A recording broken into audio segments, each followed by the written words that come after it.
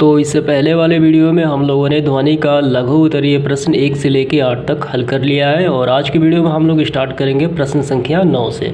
तो चलिए स्टार्ट करते हैं। प्रश्न संख्या 9 तो इस प्रकार है। वैसे तो आकाश में तड़ित यानी बिजली की चमक तथा मेघ गर्जन साथ साथ उत्पन्न होते हैं, परंतु चमक पहले दिखाई पड़ती है और मेघ गर्जन कुछ समय बाद, क्यों? तो इसका क्या कारण है कि बिजली का चमकना पहले दिखाई पड़ता है और उसका साउंड बाद में। तो ये काफ़ी ज़्यादा आसान सा प्रश्न है। तो इसका आंसर आपको कुछ इस प्रकार लिखना है। प्रकाश की चाल है 3 × 10⁻³ मीटर प्रति सेकंड और ध्वनि की चाल है हवा में 330 मीटर प्रति सेकंड। तो ये काफ़ी ज़्यादा है, ठीक, यानी प्रकाश की चाल ज़्यादा है ध्वनि की चाल से।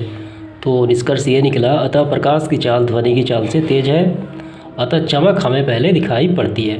तो आपको समझ में आ गया होगा कि प्रकाश की चाल ध्वनि की चाल से तेज़ है। इसके बाद 10वां प्रश्न देखते हैं। तो प्रश्न संख्या 10 इस प्रकार है। क्या ध्वनि परावर्तन के उन्हीं नियमों का पालन करती है जिनका प्रकाश तरंगें करती हैं? इन नियमों को लिखें।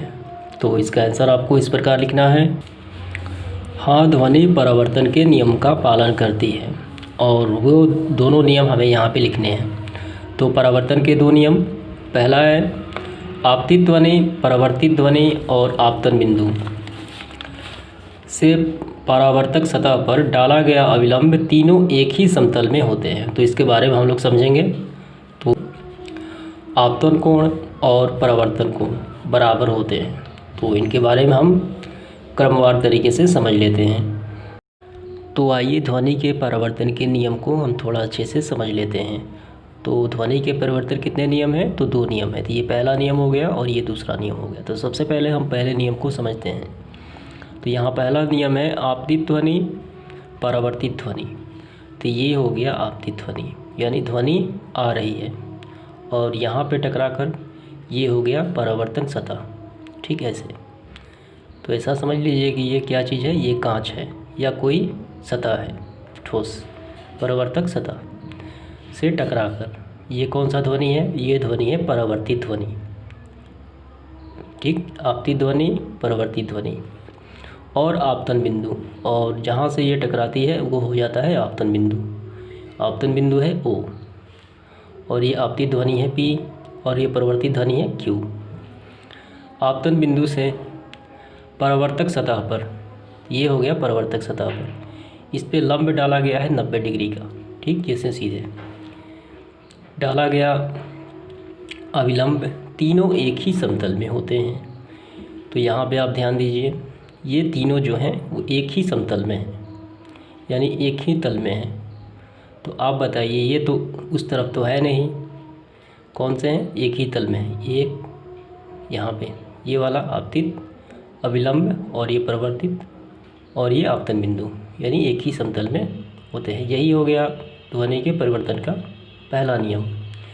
इसके पश्चात है इसका दूसरा, आपतन कोण और परावर्तन कोण बराबर होते हैं।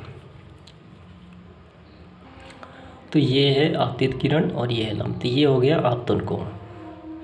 तो इसको हम I से डिनोट करते हैं और इसको R से, I बराबर R। आपतन कोण का क्या नाम है?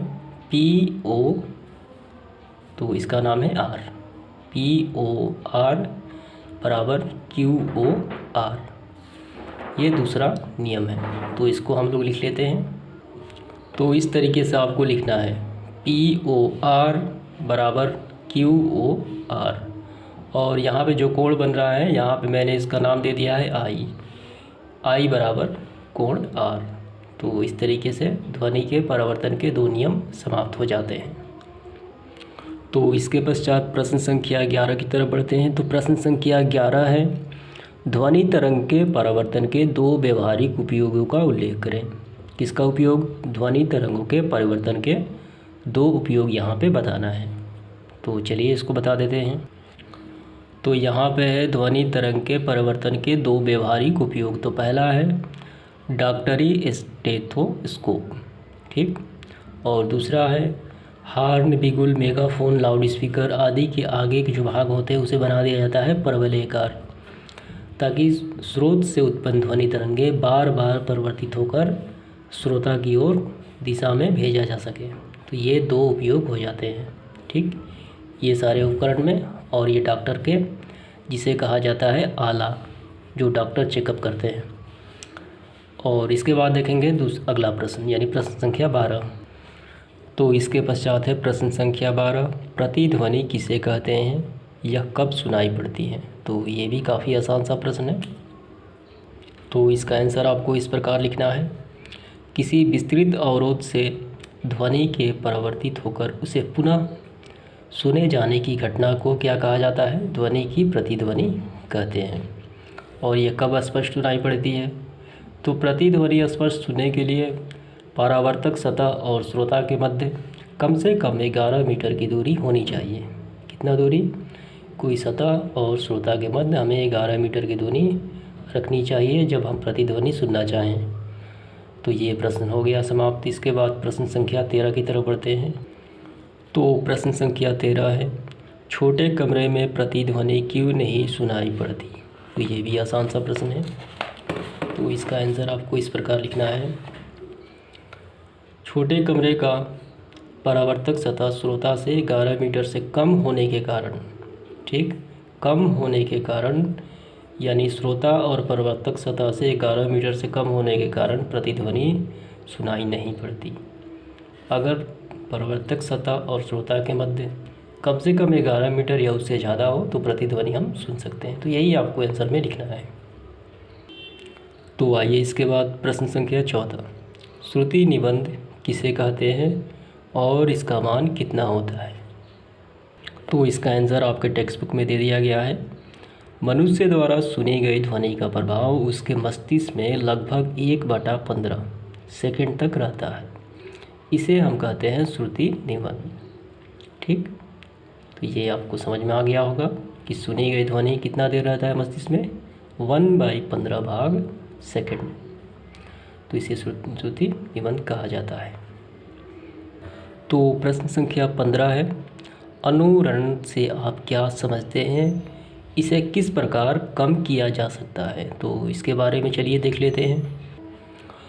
तो अनुरण के बारे में, बड़े सभा भवन या बड़े हॉल में उत्पन्न होने वाली ध्वनि भवन दीवार से बार बार परिवर्तित होने के कारण कुछ समय तक बनी रहती है।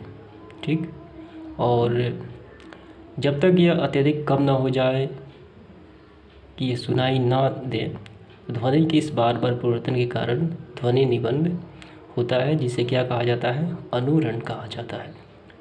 और इसे कम करने के उपाय यहाँ पे बताए गए हैं। दीवारों पे फाइबर बोर्ड और बड़े बड़े पर्दे का प्रयोग करना। तो यहाँ से लेके आपको यहाँ तक, और इसे भी आपको लिख लेना है। तो इसका आंसर हो जाता है। तो प्रश्न संख्या 16 है, पराश्रय तरंगों का उपयोग वस्तुओं को साफ करने में कैसे किया जाता है। तो यहाँ पे इसका दे दिया गया है, तो आपको पढ़ के समझ लेना है। इसके बाद है प्रश्न संख्या 17, कंसर्ट हॉल या बड़े सभा भवन में हॉल या भवन सभा भवन की छत आकार क्यों होती है, क्यों होती हैं वृत्ताकार की। तो इसका आंसर हम देखते हैं। तो यहाँ देखिए, तो ये ऐसा है वर्गाकार। अगर यहाँ पे कोई व्यक्ति भाषण देता है तो इससे टकराकर परिवर्तित होकर ये सुनने वाले श्रोता हो गए, इनको स्पष्ट सुनाई पड़े, इसीलिए वृत्ताकार रखी जाती है छतें। तो यहाँ पे इसका बताया गया है, यहाँ पे आप देख सकते हैं। परावर्तित ध्वनि सीधे ध्वनि के साथ अत्यंत ही अल्प समय में श्रोता तक पहुँच जाती है, जो ध्वनि की प्रबलता में वृद्धि में सहायक होती है, और इस प्रकार श्रोता आसानी से सुन सकते हैं, यानी उनको कठिनाई नहीं होती। तो यहाँ पे आपको लिखा गया है, तो ये आप लिख लीजिए। इसीलिए वृत्ताकार की रखी जाती है छतें, कि ध्वनि उसे टकराकर फिर श्रोता के पास आ जाएं। तो ये समाप्त हुआ लघु उत्तरीय प्रश्न ध्वनि का।